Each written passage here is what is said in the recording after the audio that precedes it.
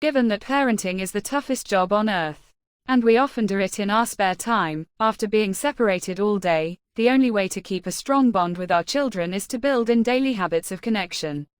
Here are 12 habits that don't add time to your day, but do add connection. Simple, but incredibly powerful, these habits heal the disconnections of daily life.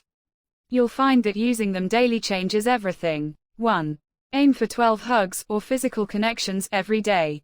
As family therapist Virginia Satir famously said, we need 4 hugs a day for survival. We need 8 hugs a day for maintenance.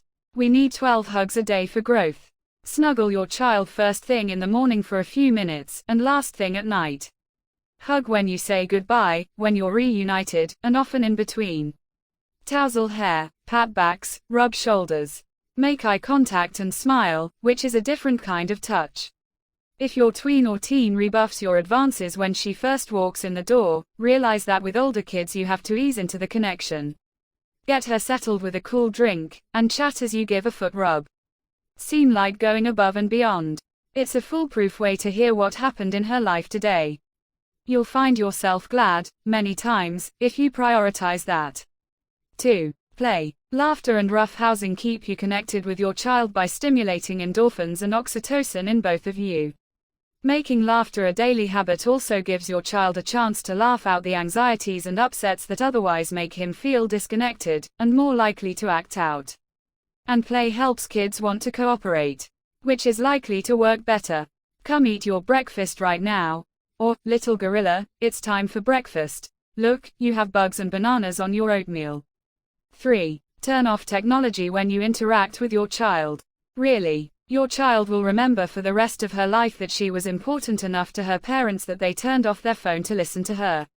Even turning off music in the car can be a powerful invitation to connect, because the lack of eye contact in a car takes the pressure off, so kids and adults are more likely to open up and share.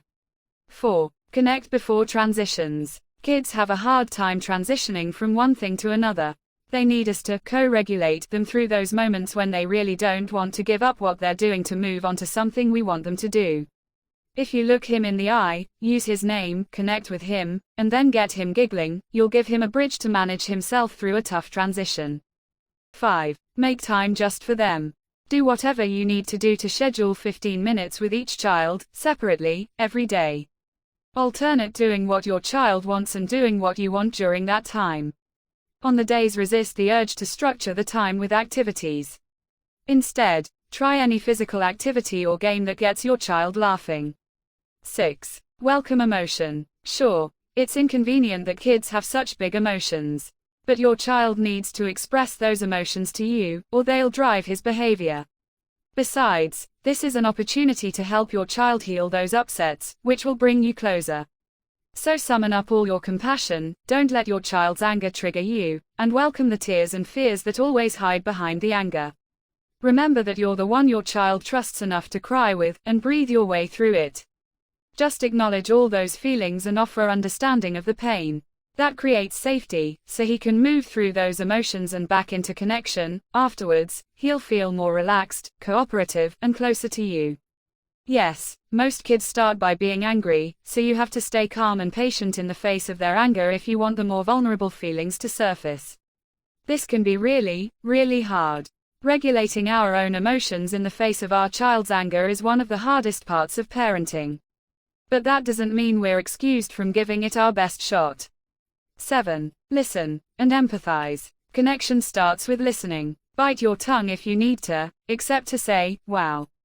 I see. Really? How was that for you? Tell me more. The habit of seeing things from your child's perspective will ensure that you treat them with respect and look for win-win solutions. It will help you see the reasons for behavior that would otherwise drive you crazy. And it will help you regulate your own emotions so when your buttons get pushed and you find yourself in fight or flight, your child doesn't look so much like the enemy. 8. Slow down and savor the moment. Instead of rushing your child through the schedule so you can spend a few minutes with them before bed, use every interaction all day long as an opportunity to connect. Slow down and share the moment with your child. Let him smell the strawberries before you put them in the smoothie. When you're helping him wash his hands, put yours in the running water with his, and share the rush of the water. Smell his hair. Listen to his laughter. Look him in the eyes and meet him heart to open heart, sharing that big love. Connect in the magnificence of the present moment, which is really the only way we can connect. For most parents, this is also the secret to being able to tolerate playing that same game yet again. 9. Bedtime snuggle and chat. 10. Show up. Most of us go through life half present.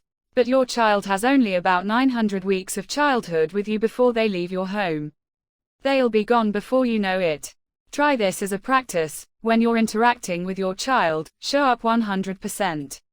Just be right here, right now, and let everything else go. You won't be able to pull this off all the time. But if you make it a habit several times a day, you'll find yourself shifting into presence more and more often. And you'll find a lot more of those moments that make your heart melt.